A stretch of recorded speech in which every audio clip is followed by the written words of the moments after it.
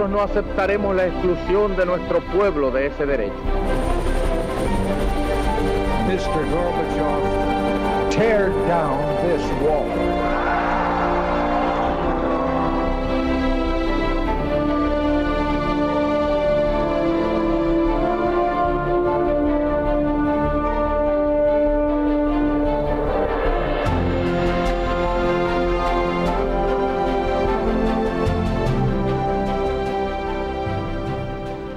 Buenas noches, señoras, caballeros, bienvenidos a Tiempos Modernos.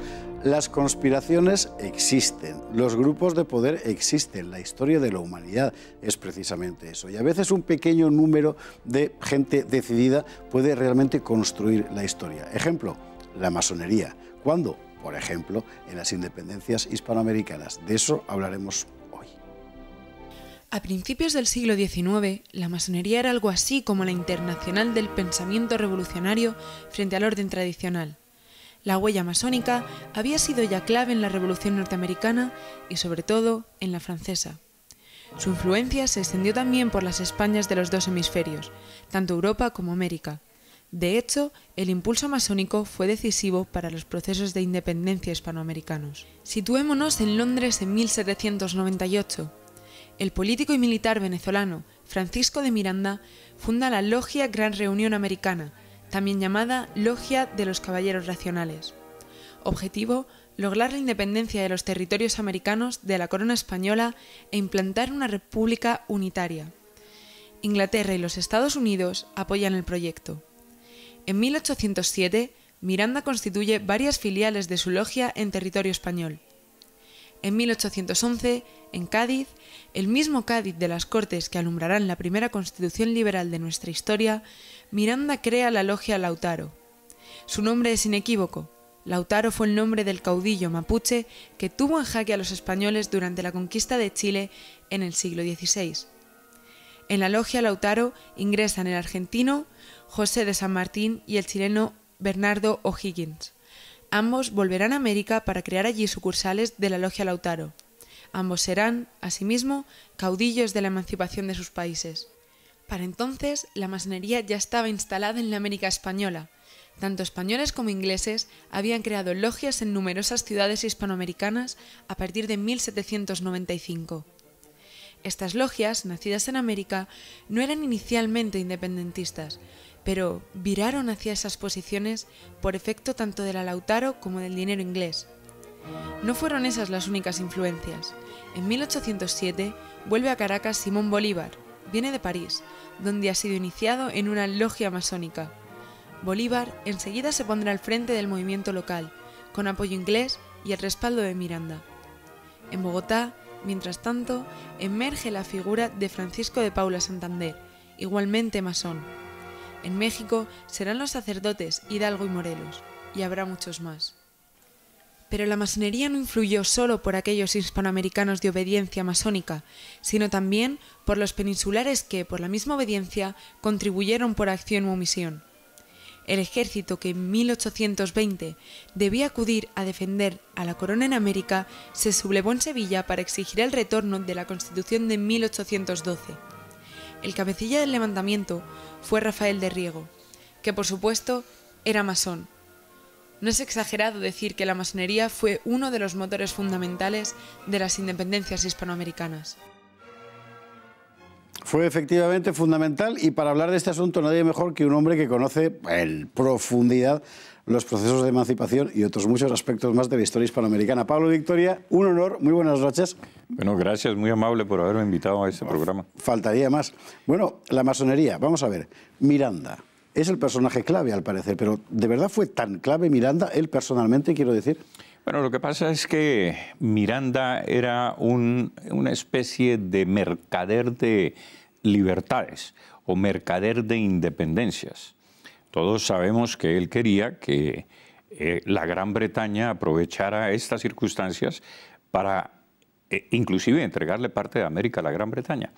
Pero adicionalmente, no con muchos aspectos altruistas, por así decirlo, sino que fíjese usted, por ejemplo, que en 1781 Miranda, durante la guerra de Bernardo de Galvez en Norteamérica, por ejemplo, él acudió a Cajigal, al mariscal Cajigal en Cuba, para solicitarle o pedirle 44.000 pesos para ayudar a los prisioneros españoles, pues prisioneros por Inglaterra, 44.000 pesos. Pero resulta que con esos 44.000 pesos compró mercancías para llevarlas de contrabando a Cuba. Y cuando se dieron cuenta, pues intentaron detenerlo, huyó hacia los Estados Unidos, luego huyó hacia Francia, allá se hizo oficial del ejército francés, perdió en la batalla de Nerwinder 2.000 hombres, casi lo decapitan y huyó hacia Londres.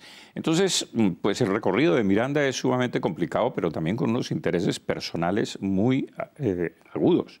Sin embargo, es capaz de convertirse para mucha gente, quizás por esa condición de mercader de libertades, en una referencia. Y consigue que en Cádiz se cree la logia Lautaro, además con un nombre muy evidente, porque Lautaro todo el mundo sabía que había sido el niño mapuche criado por Valdivia, que se rebela luego contra él y le mata, que es una declaración de intenciones. Sí, claro, en el siglo XVI, según recuerdo. Pero mercader de independencias, y fíjate que lo es así, porque inclusive quiso o le prometió a Inglaterra pagarle a Inglaterra la deuda externa, entregándole el comercio hispanoamericano, pues en las Américas con Inglaterra, pagarle la deuda externa.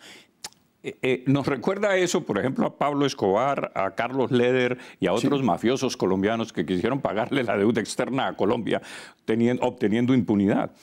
O sea, era un mercader de verdad. Qué gracia.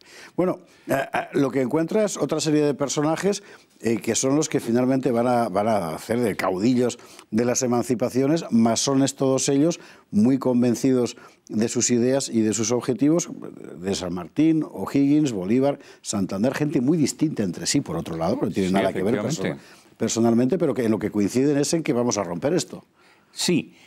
Para entender la masonería a mí me parece que hace falta analizar o comprender que no todas las logias concuerdan en los mismos propósitos inmediatos o mediatos, sino quizás en el propósito último, que es la autodeterminación de los pueblos, que da origen, entre otras cosas, a la doctrina Monroe y que a su vez da origen a la Primera Guerra Mundial. Igualmente a las sociedades mundiales, a la sociedad sin religión y a la homologación de la sociedad, pero también a las independencias. Independencia primero y después república. Y esto nos recuerda quizás a la Forcadell, que es muy amiga de la masonería. De cierto modo sí, es decir, se rompe el orden tradicional para crear un orden nuevo. Paso previo, evidentemente, son las independencias.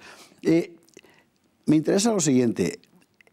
Aquellos masones que vienen a Hispanoamérica desde España, San Martín y O'Higgins, por ejemplo, con una idea emancipadora, allí se encuentran a otros masones, los locales, por así decirlo. Sí, se encuentra, inclusive, fíjate que, por ejemplo, en la Nueva Granada, el que funda la masonería o la introduce en la Nueva Granada es un francés de apellido Rieux, Louis Rieux, o Rieux, como se pronuncie. Y este señor pues asiste a 3 logias masónicas junto con otros próceres de la independencia de la Nueva Granada, como Antonio Nariño, que tenía una logia en su biblioteca que luego la pasó al traspatio de su casa, una señora Manuela de Manrique, que también tenía otra logia que se llamaba la del Buen Gusto, y otra logia que había, la Eutropélica, precisamente, pero se escudaban en que eran sociedades culturales, literarias, filantrópicas, etcétera, y estaban muy apegadas, por ejemplo, a José Celestino Mutis, que fue el gran director de la expedición botánica, pues que es una maravilla de obra científica. Entonces, por eso no se detectaban fácilmente. Pero fíjate que también los peninsulares coadyuvaron en llevar las logias masónicas a la América. Por ejemplo, el virrey Espeleta trajo a Manuel del Socorro Rodríguez, que puso una imprenta en Bogotá, y él era masón de toda la barba y asistía a esas logias que he mencionado. Es decir, que al final lo que tenemos es una realidad social nueva que se ha creado, por así decir, al margen del mundo virreinal, pero con frecuencia con su ayuda, que forma parte del mundo colonial, pero no es la base popular de los Claro, virreinatos, pertenece a la élite. sino que es una élite nueva. Es una élite, por Una supuesto. élite nueva que lo que hace, por así decir, es reivindicar el poder para sí frente a la élite tradicional, y su signo de distintivo es que nosotros no somos el orden antiguo, nosotros somos el orden nuevo, y la masonería, por así decir, es el alma de ese orden nuevo. El alma de ese orden nuevo, y con el fin último, como ya lo dije, de primero independencia, después república, pero es que el tema es ideológico. La ideología detrás de esto es el legitimismo monárquico y el republicanismo, por así decirlo, que lucha contra ese legitimismo. Es decir, son dos ideas y dos nociones y visiones del mundo totalmente contrapuestas. Ganó la visión del mundo moderna. Hay quien dice que porque el aire de los tiempos se empujaba hacia ahí, y hay quien dice que porque todo el mundo se puso de acuerdo, es decir, norteamericanos, ingleses, franceses, en empujar en esa dirección frente a España, que representaba como nadie el orden antiguo y además estaba hecha unos zorros. Así es. Fíjate, por ejemplo, que Francia tenía 95 logias masónicas en 1789. Sí. 95, eso es un montón de logias para un país. De manera pues que efectivamente, pero la más radical, violenta y sanguinaria, la francesa. La más modesta, por así decirlo, inclusive muy acomodada al vaivén de los tiempos, la inglesa. Y la norteamericana, que es una versión de la inglesa también mucho menos violenta, menos radical. Fue la francesa la que es transportada a la América, y las logias americanas comienzan a depender en grado sumo de esa ideología. Napoleón era masón, por ejemplo. Napoleón le financia el viaje de regreso a San Martín y Alvear a la Argentina. Es que existe un documento en el Foreign Office, que es el Ministerio de Relaciones Exteriores de Inglaterra, en el que un señor Castilla, que es enviado por el gobierno argentino a Londres, le notifica al gobierno de Londres que Napoleón secretamente ha financiado el viaje de Alvear y de San Martín a la Argentina. Es interesante. Nos queda un minuto nada más. Es una pregunta que tiene una respuesta difícil de responder en un minuto, pero vamos a intentarlo. Todo eso dura hasta hoy. Es decir, hoy la presencia de la masonería en la élite política hispanoamericana es, por otra parte, pública, visible, y en fin, nadie la ignora. Con una diferencia, que antes era absolutamente secreta y hoy es absolutamente abierta. O sea que cualquiera puede investigar que siguen conspirando en la misma dirección. La misma dirección, que finalmente es la de la disolución de las identidades nacionales tradicionales. Exactamente, la homologación de la sociedad, del mundo. En este sentido, políticas como la de Santos en Colombia, Bachelet en Chile, etcétera, que muy claramente apuntan hacia la disolución de sus países en el Estado mundial, el nuevo orden del mundo, puede interpretarse como un efecto de esa tradición incluye a masónica, Cataluña en este momento. Que en este momento incluye a Cataluña, efectivamente. Bueno, y nos quedan 30 segundos y solo querría un sí o no. ¿En qué medida fue determinante que además la masonería española, una vez iniciadas las guerras de independencia, no echaron el resto allí? Porque en 1820 se subleva Riego y efectivamente, y con eso, pues no hay auxilio para las tropas españolas en América. Y esa fue la cuestión determinante. Pablo Victoria, muchísimas gracias. Daría para hablar 10 programas más. Igual lo hacemos, pero en fin. Mil gracias por estar con nosotros en Tiempos Modernos. Y a ustedes, como siempre, muy buenas noches. Gracias por estar ahí y hasta un próximo programa.